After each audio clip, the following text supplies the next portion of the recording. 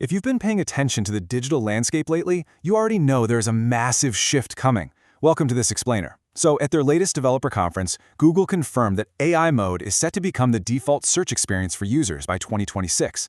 And honestly, people are calling this the biggest change to search in over 25 years. Because of this, everyone is literally scrambling to figure out a brand new concept, Generative Engine Optimization, or GEO. Today, we're going to cut through the noise. We'll break down the actual hard data from a comprehensive new academic survey, combine it with real-world marketing insights, and finally separate the myths from reality. Okay, let's dive right in. This is the exact question causing widespread panic across digital marketing right now. Seriously, from massive enterprise tech companies all the way down to local law firms, everyone is asking, is traditional SEO actually dead? Look, for over 2 decades, the ultimate goal was incredibly simple, right? Rank #1 on a clean, straightforward page of search results. But as generative AI engines take over, that era is coming to a close. The whole idea of a single, uncontested #1 rank is rapidly becoming a thing of the past. To really understand why, just think about how a modern search page actually looks today. Those 10 simple blue links, yeah, they are gone. The new reality is that users are greeted with highly layered, dynamic experiences. We're talking AI-generated summaries right at the very top, interactive maps, sidebars packed with specific citations, and follow-up conversational prompts, all before a user even scrolls down to see a standard link.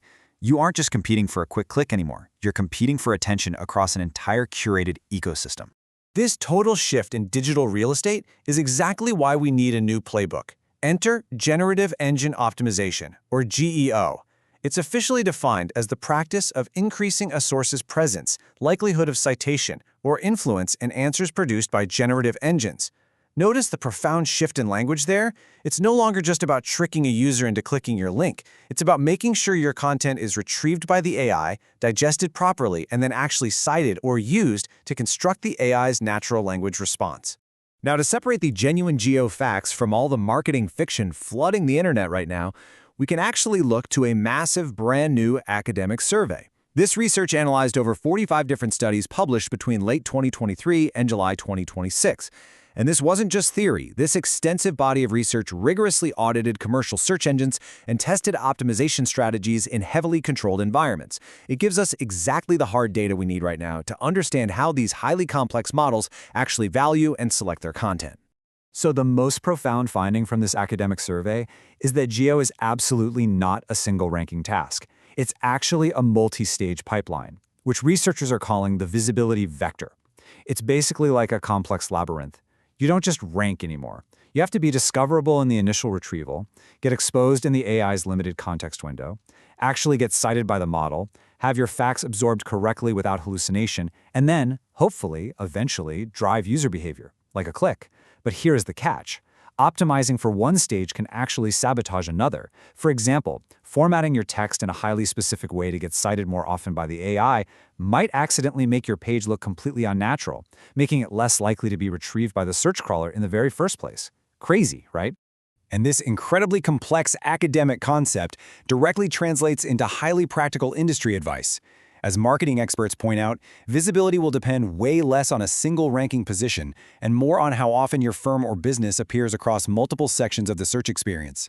Because search engines use entirely different source ecosystems for different surfaces, meaning the AI summary might cite completely different websites than the traditional organic links sitting right below it, your ultimate goal is multi-surface visibility.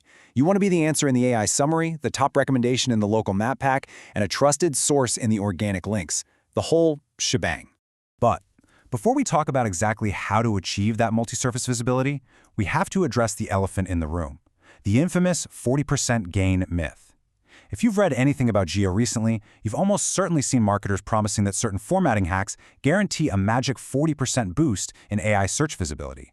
Sounds amazing, doesn't it? A magic bullet for traffic? Well, if only it were that easy. Here is the reality check. That 40% figure actually comes from a foundational GEO research paper, but the context has been entirely stripped away by marketing hype. That massive boost, it only applied in a simulated environment where the document was already manually fed into the AI's context window. That means if you are already sitting in the top 5 documents the AI happens to be reading, sure, certain tweaks might make it quote you more. But it does absolutely nothing to guarantee that the AI will retrieve your web page out of the billions on the internet in the first place. The crucial point really becomes obvious when we look at massive end-to-end testing, like the Sagio Arena benchmark, which rigorously evaluated over 170,000 documents. When researchers applied those generic AI optimizations to the body of a text and ran it through a full search pipeline from start to finish, the results were actually shocking. Top 20 presence dropped by 9%. Top 10 re-ranking dropped by an astounding 16%. Let that sink in for a second. Using generic robotic optimization tricks on your text can actually decrease your chances of being found at all. Let's be explicitly clear about the specific tactics the academic data proves are completely useless or even harmful. Keyword stuffing? Dead. It transfers incredibly poorly to modern AI models. Relying on generic formatting recipes? That will actually hurt you because as competition increases, the models just learn to spot those artificial patterns. What about fabricating statistics to look more authoritative? Well, it might get you cited once, but it completely destroys your factual fidelity and overall trust score. And finally, optimizing for just one engine is a trap. Google, Perplexity, and Bing all pull from vastly different, entirely separate source ecosystems. Okay, I know this sounds a bit daunting. The underlying algorithms are incredibly complex. The platforms are constantly shifting, and those old cheap tricks just do not work anymore. But take a breath, because there is truly fantastic news here. Despite all the incredibly advanced machine learning at play, the evidence consistently points to a very reassuring conclusion. Fundamental quality wins. So let's move on and see how this builds into an actionable, evidence-based GEO strategy. Step 1. Ensure strict query document relevance. The AI prioritizes content that directly, explicitly, and clearly answers the user's question without any unnecessary fluff. Step 2. Provide extractable, verifiable evidence. We are talking about real statistics, authentic quotes, and clear definitions that the AI can easily parse and verify. Step 3. Build third-party trust. If other reputable, established sites mention you, the AI fundamentally trusts you more. And step 4. Keep your technical house in order with perfectly up-to-date local data and a clean site structure. If you take away absolutely nothing else from this explainer, I want you to remember this core thesis.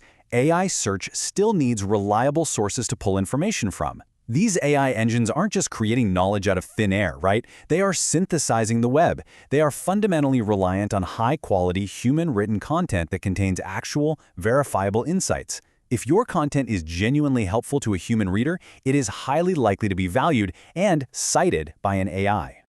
But to prove you're that reliable source, you have to project strong trust signals. Both the academic researchers auditing these AI models and the marketing professionals working in the trenches agree on these essentials. You absolutely need consistent, high-quality client reviews. You need reputable third-party directory listings and external mentions. And if you're a local business, your geographic and contact data must be totally flawless. Plus, every single claim you make on your site must be factually supported. Digital authority is literally the new currency. As we look toward the fully integrated AI search landscape of 2026 and beyond, the path forward becomes very, very clear. The terrain will constantly shift. Google will probably update its interface again, new AI models will undoubtedly emerge, and the visual presentation of results will just keep evolving. But the foundational metric these systems are ultimately trying to measure, that won't change. We have officially transitioned from the old goal of trying to trick algorithms with keyword density and sneaky formatting to the brand new goal of optimizing for trust and multi-surface visibility. Chasing algorithmic hacks and relying on those 40% boost myths is a completely losing battle against these highly complex, unpredictable AI systems. But building genuine authority, publishing deeply helpful content, and establishing a flawless digital reputation, that strategy is completely future-proof. So I want to leave you with this final provocative thought to guide your content strategy moving forward. The next time you sit down to write a blog post, update your website, or design a marketing campaign, ask yourself, are you optimizing for algorithms or are you optimizing for trust? Because in the era of generative engine optimization, trust is the absolute only algorithm that truly matters. Thanks for joining me for this explainer, and I'll catch you next time.